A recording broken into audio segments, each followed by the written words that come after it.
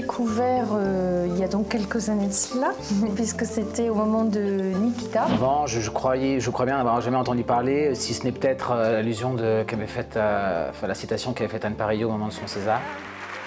Justement. Merci vraiment à Luc.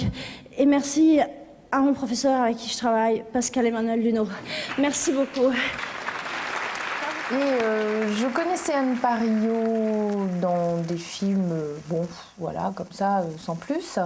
Et tout d'un coup, j'ai vu Nikita et j'ai vu une actrice, quoi. J'ai vu une transformation extraordinaire. Donc, quand j'ai lu un article dans Première qui parlait de l'homme qui était à l'origine de cette transformation et qui était donc Pascal Luneau, je me suis dit, mais ce type est un magicien, quoi. Donc, je veux absolument le rencontrer. Un jour, j'ai appelé Pascal.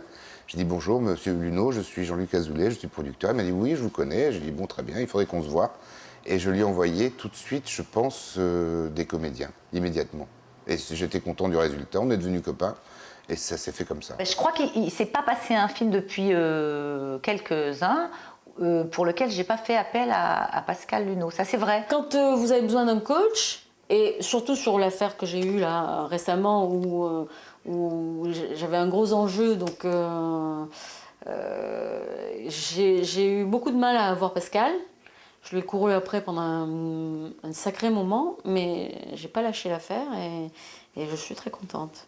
Je sais que c'était important, que c'était efficace, que ça a eu son utilité à des tas de moments dans ma carrière artistique. Voilà. Chacun a sa technique, chacun a son approche.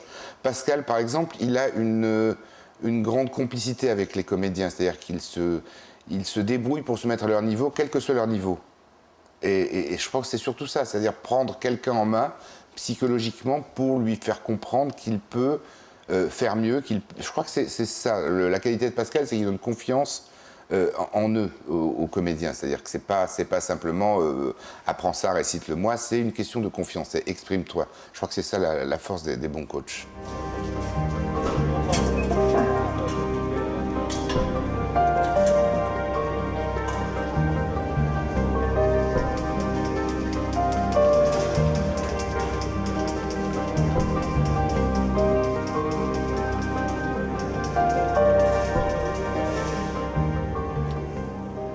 Sur Les Enfants du siècle, par exemple, avec Benoît Magimel et Juliette Binoche, c'était des personnages très difficiles parce qu'il s'agissait de jouer Georges Sand et Alfred de Musset.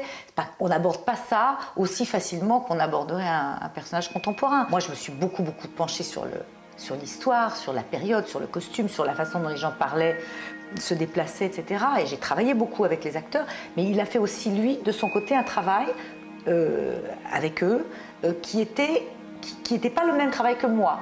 C'est-à-dire, il allait vers, je sais pas, oui, c'était plus sur le corps ou sur l'attitude. Musset, c'est un dandy. Bon, il n'y a pas juste le costume du dandy, il y a aussi quelque chose qui vient de l'intérieur. Voilà, on a beaucoup travaillé. Alors, quand c'est un film comme ça d'époque, je pense qu'il y a un travail plus important, évidemment. Mais ça concerne, moi, je crois qu'on travaille ensemble depuis 4 ou 5 films, même peut-être plus. Et à chaque fois, régulièrement, je fais appel à lui pour un acteur en particulier. Là, on a travaillé avec Pierre Palmade. Et c'était pas beaucoup de séances, mais il s'agissait pour lui d'incarner Jacques Chazot. Et Jacques Chazot, c'est un dandy contemporain des années 50. Bon, il a une allure, il a une façon de parler, il a un regard sur lui-même, il a une façon d'être pince sans rire. Et je sais qu'ils ont travaillé, qu'ils ont abordé le rôle et qu'il lui a donné quelques clés que je ne révélerai pas ici, mais dont il m'a parlé, et j'ai vu le résultat. J'ai l'impression de vendre de la lessive là, mais j'ai vu le résultat, c'est-à-dire j'ai vu comment Pierre tout à coup s'est libéré. Il a eu quelques clés qui l'ont aidé à aller vers le personnage. Le comédien, c'est la femme qui va accoucher, le personnage, c'est le bébé qui arrive, le médecin, c'est le réalisateur, le coach, c'est la sage-femme. Voilà, moi je suis juste une sage-femme. J'ai la fierté d'être une sage-femme.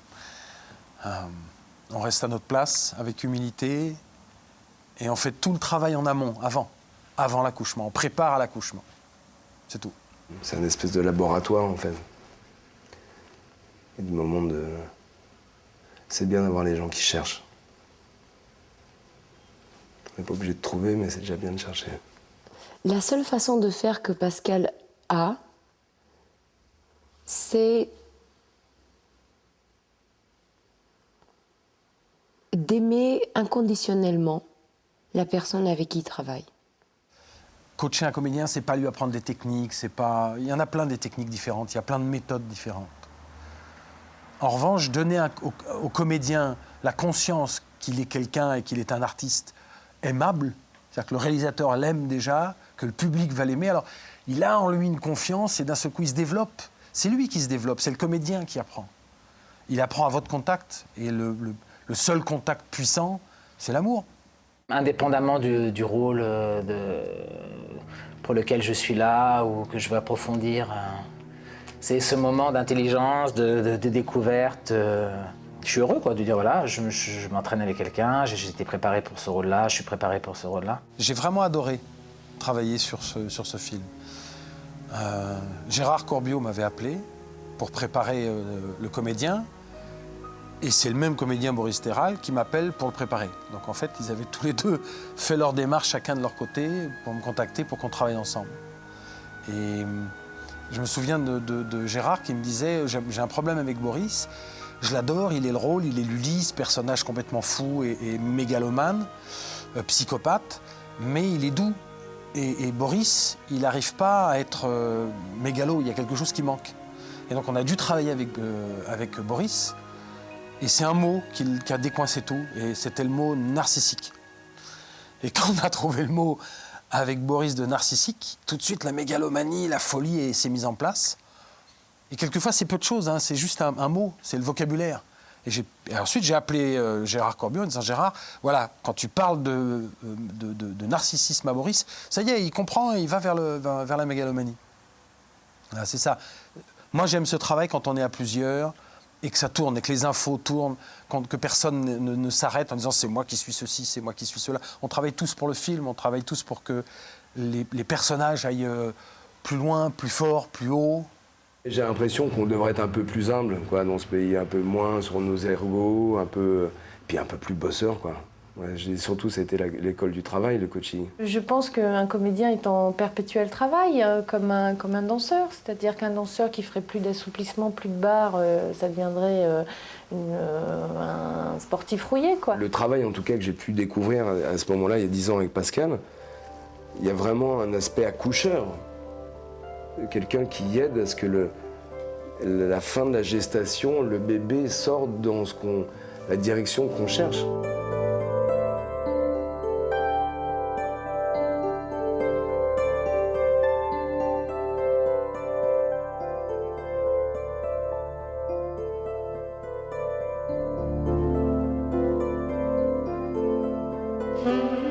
Vu les résultats qu'il obtient avec les acteurs, je pense que c'est quelqu'un en tout cas d'exceptionnel,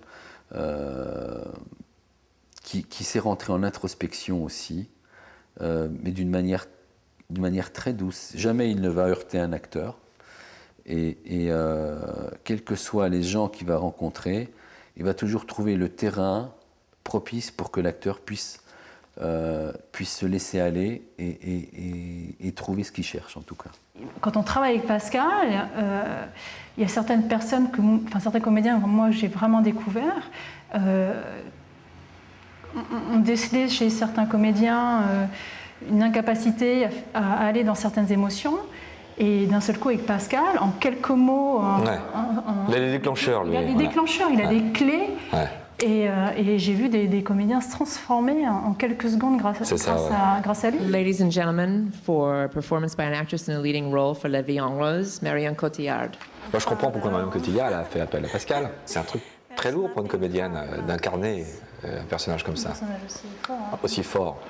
Donc, je comprends que là, on a besoin d'un coach pour être aidé, pour trouver des clés, alors là, pour le coup, de jeu, parce que ça peut être aussi dramatique, enfin pathétique, on peut se tromper complètement, ça peut être nul de faire ça. Et elle l'a fait d'une manière tellement profonde, c'est à la fois énorme ce qu'elle fait, parce que le personnage est énorme, et à la fois elle en fait quelque chose de tellement d'elle-même, et ça je sais, c'est le travail de Pascal, alors là, je sais ça. Sur La Môme, c'était particulier comme travail, parce que parce que Piaf a existé, parce que l'âme de Piaf a existé.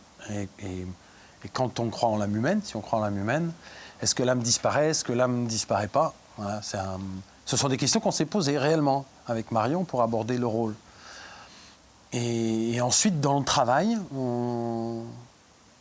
j'ai proposé à Marion de ne pas essayer de jouer Piaf, mais de laisser la place à l'intérieur de son corps pour que Piaf existe. Voilà, comme si c'était l'âme de Piaf qui incarnait Marion, et non pas le contraire. Voilà, on a travaillé beaucoup dans cet axe-là, et je crois que c'était payant vu le résultat. C'est un métier qui n'est pas connu, mal connu, mais qui nous sert beaucoup à nous. Enfin, pour nous, c'est très intéressant quoi, que ça existe. Vraiment, c'est très important.